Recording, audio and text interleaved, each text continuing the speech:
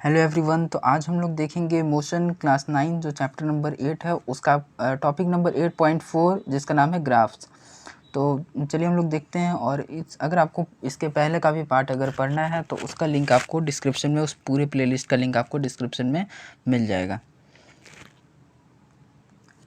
तो आइए अब हम लोग शुरू करते हैं। तो हमारा टॉपिक है ग्राफिकल रिप्रेजेंटेशन ऑफ मोशन, कि हम लोग मोशन को किस तरह से ग्राफ पर रिप्रेजेंट कर सकते हैं उसके बारे में हम लोग सीखेंगे इस टॉपिक में। तो इसमें क्या लिखा हुआ है कि graph provide a convenient method to present the basic information about variety of event. हम लोग क्या करते हैं, जो हम लोग का जो ग्राफ होता है, जैसे कि हम लोग मैथ्स में भी ग्राफ जो बनाते हैं, तो ग्राफ से क्या होता है, हम लोग किसी भी बेसिक इन्फॉर्मेशन को किसी भी तरह के इवेंट को हम लोग आसानी से कन्वीनियंट का मतलब क्या होता है, बहुत आसानी से हम लोग उसको प्रेजेंट कर सकते हैं। For example, in the telecast one day cricket match vertical graphs shown the rate of team over. तो जैसे कि एग्जांपल में जो टेलीकास्ट होता है वन डे मैच का, क्रिकेट का, तो उसमें जो वर्टिकल बार ग्राफ होते हैं वो क्या बताते हैं, तो वो हमें ये बताते हैं कि किस टीम का कितना रन हुआ है। उसी तरह से as you study in the mathematics, हम लोग मैथमेटिक्स में भी पढ़े हैं, as you study in mathematics the straight line graph involve in solving the linear equation in 2 variable. और हम लोग लीनियर इक्वेशन 2 वेरिएबल में भी ग्राफ का ही यूज़ करते हैं इक्वेशंस को सॉल्व करने में। To describe the motion of object we can use the line graph. और मोशन को हम लोग डिस्क्राइब करने के लिए कि कैसे ग्राफ का यूज़ करते हैं, तो लाइन ग्राफ का यूज़ करते हैं। In the case, line graphs show the dependence of the one physical quantity such as distance, velocity on other quantity as time। तो इसको बताने के लिए जो लाइन ग्राफ होता है वो डिपेंड होता है किसी दूसरे फिजिकल क्वांटिटी पे डिपेंड रहता है, जैसे कि डिस्टेंस और वेलोसिटी। और ये किस पे डिपेंड होता है, तो जैसे कि टाइम। तो अभी आगे हम लोग देखते हैं। तो सबसे पहला जो हमारा टाइप आता है ग्राफ का वो होता है डिस्टेंस टाइम ग्राफ। तो डिस्टेंस टाइम ग्राफ में क्या दिया हुआ है, the change in position of object with time is represented in the distance time graph adopting A convenient scale of choice. तो हम लोग किसी भी ऑब्जेक्ट के पोजीशन को बता सकते हैं डिस्टेंस टाइम ग्राफ से, जो कि और हम लोग उसमें अपने हिसाब से हम लोग उसमें कन्वीनियंट स्केल का यूज़ करके बता सकते हैं। In this graph time is taken in x axis. हाँ, ये बात याद रखने वाला चीज़ है। तो ये बात थोड़ा समझने वाला है कि इस ग्राफ में हम लोग टाइम लेते हैं, वो कहाँ पर लेते हैं, एक्स एक्सिस पे लेते हैं, और जो डिस्टेंस लेते हैं वो लेते हैं वाई एक्सिस पे। तो एक्स एक्सिस क्या होता है, जैसे कि अगर हम लोग ग्राफ बनाएं तो ये इस तरह से हम लोग का ग्राफ बनता है, इस तरह से। तो इस तरह से ग्राफ बनता है। तो इसमें ऊपर क्या होता है, ऊपर होता है एक्स एक्सिस और नीचे इधर ऐसे वाई।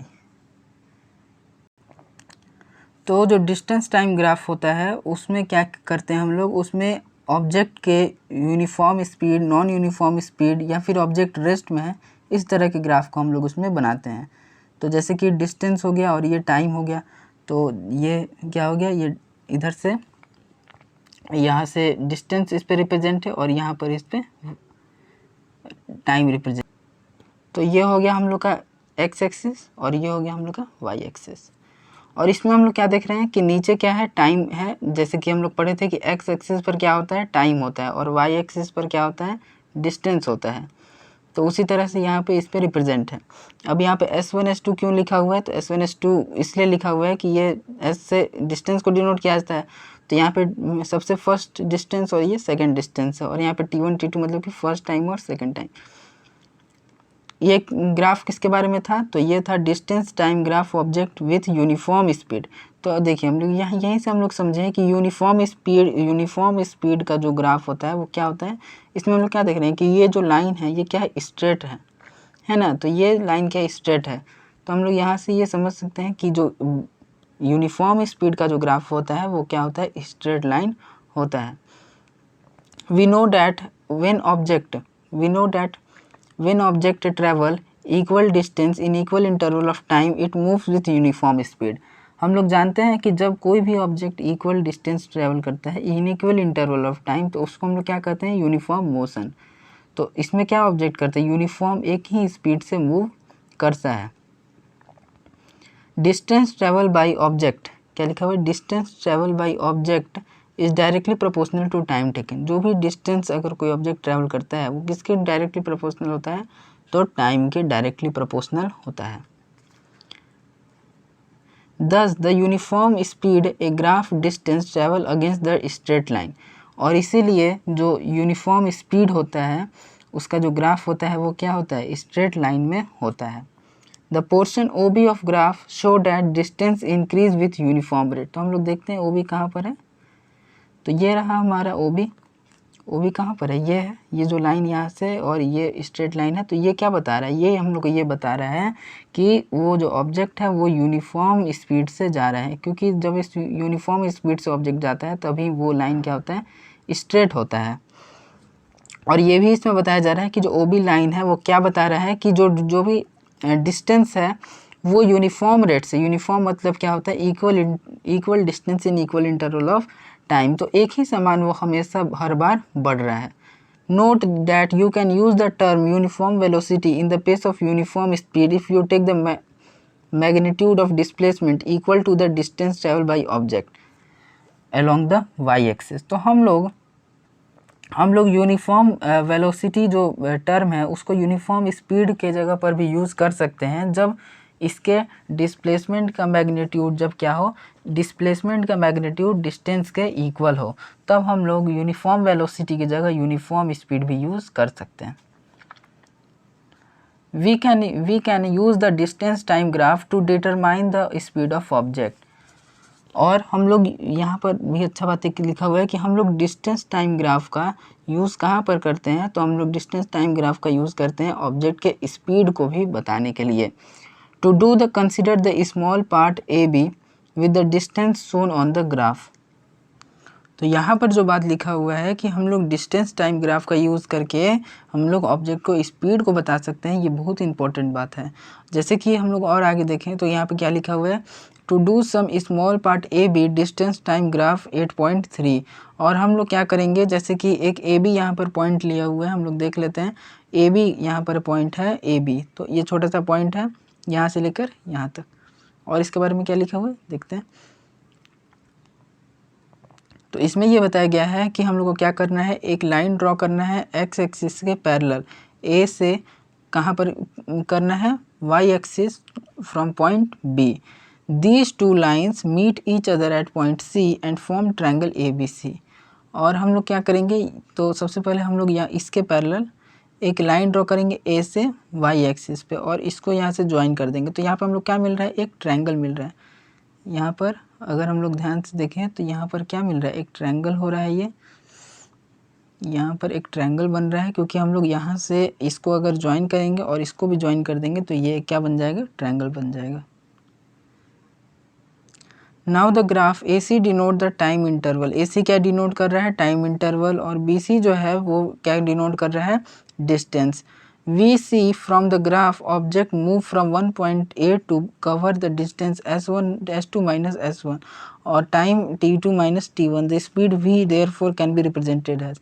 तो हम लोग इसमें क्या देख रहे हैं कि जो ग्राफ है ए सी क्या बता रहा है, ए सी बता रहा है हम लोग को टाइम इंटरवल। तो यहाँ पर हम लोग का ए सी, और ये क्या बता रहा है, जैसे कि ये नीचे पूरा टाइम है तो ये ए सी क्या बता रहा है, हम लोग को टाइम बता रहा है, और बी सी क्या बता रहा है, उसका डिस्टेंस बता रहा है।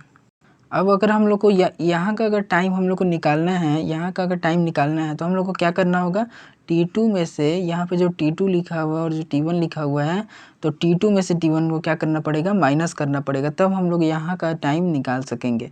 और उसके बाद हम लोग क्या यहाँ से पता कर सकते हैं, तो जो ये है बी सी है, यहाँ से हम लोग इसका डिस्टेंस भी पता कर सकते हैं। तो अगर यहाँ से हम लोग देखें तो ये S2 में से S1 को अगर सब्ट्रैक्ट माइनस कर देंगे तो यहाँ का जो डिस्टेंस है वो पता चल जाएगा। और आगे हम लोग और देखते हैं। तो देखिए हम लोग धीरे धीरे पढ़ेंगे लेकिन आराम से समझते हुए पढ़ेंगे। तो जैसे कि हम लोग AC से क्या निकाल लिए, AC से हम लोग निकाल लिए टाइम T2 माइनस T1 करके, और BC से हम लोग क्या निकाल लिए, डिस्टेंस S2 माइनस S1 करके। उसके बाद क्या लिखा, we can see from the graph object moves the point A to B and cover distance s2 minus s1, वही बात लिखा हुआ है, ये तो हम लोग समझ लिए हैं। हाँ, तो स्पीड क्या है, v है ऑब्जेक्ट का, देयरफॉर इसको हम लोग कैसे लिख सकते हैं। अब देखिए, इस जो स्पीड होता है उसका फॉर्मूला क्या होता है, स्पीड का फॉर्मूला होता है डिस्टेंस अपॉन में टाइम, डिस्टेंस। तो स्पीड का क्या फॉर्मूला होता है, डिस्टेंस बाई टाइम। तो डिस्टेंस अपॉन टाइम होता है, तो यहाँ पे स्पीड को यहाँ पे किससे रिप्रेजेंट किया गया है, v से, और ऊपर क्या आ गया हमारा, डिस्टेंस आ गया, और नीचे टाइम आ गया। उसके बाद और आगे क्या लिखा हुआ है, we can plot the distance time graph for accelerated motion, the table 8.2 distance travel by car interval of the 2 second. और टेबल 8.2 में इसी तरह से दिया हुआ है कि किस तरह से डिस्टेंस टाइम ग्राफ यहाँ पे है। तो देखिए, अभी हम लोग क्या सीखें, अभी हम लोग ये सीखें कि डिस्टेंस टाइम ग्राफ, ये जो डिस्टेंस टाइम ग्राफ है इसका जो स्लोप होता है, स्लोप किसको कहा जाता है, स्लोप ये होता है, ये जो लाइन दिख रहे हैं ना, ये होता है। तो ये जो स्लोप होता है ये हम लोग को क्या बताता है, डिस्टेंस टाइम ग्राफ का जो स्लोप होता है वो हम लोग को क्या बताता है, वो हम लोग बताता है स्पीड।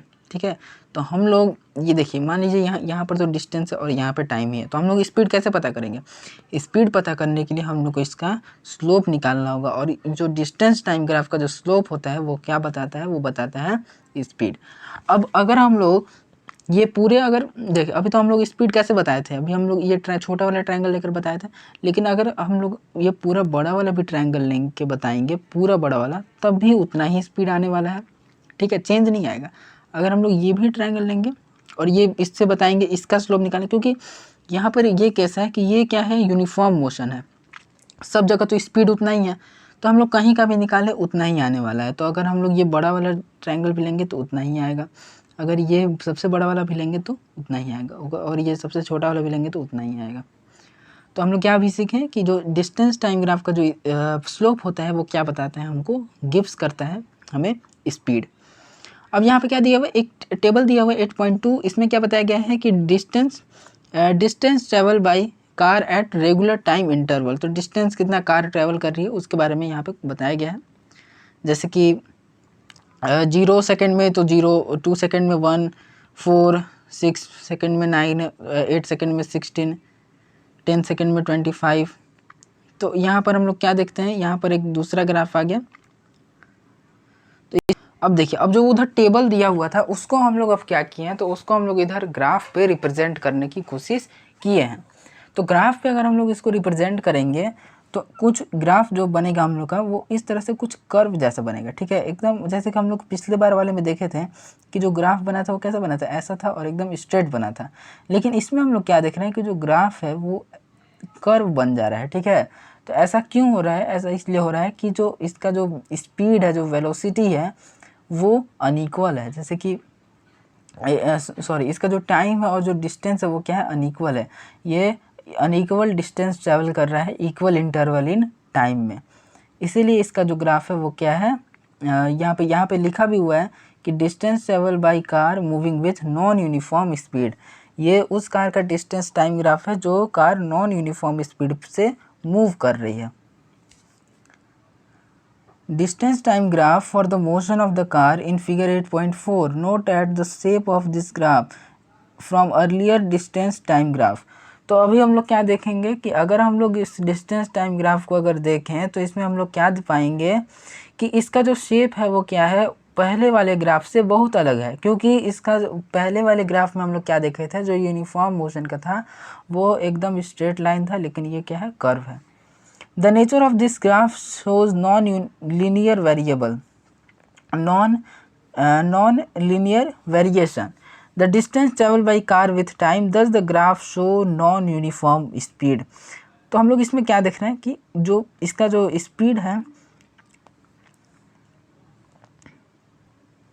तो इसमें हम लोग क्या देख रहे हैं कि जो इसका डिस्टेंस है वो क्या कर रहा है, अनइक्वल कवर कर रहा है। ठीक है, टाइम तो इक्वल ही है, टाइम को तो कोई रोक नहीं सकता है, लेकिन ये डिस्टेंस क्या कर रहा है, ऐसा अनइक्वल ट्रेवल कर रहा है। ठीक है, जैसे कि मान लीजिए ये हमारा 5 सेकेंड हो गया तो 5 मीटर हो गया, तो 5 मीटर 2 सेकेंड में ऐसे लगभग, फिर 10 मीटर 4 सेकेंड में, फिर 15 कुछ कम ही में कर रहा है। तो इस तरह से ये क्या कर रहा है, अनइक्वल डिस्टेंस ट्रेवल कर रहा है, इसीलिए ये क्या हो गया, नॉन यूनिफॉर्म स्पीड हो गया।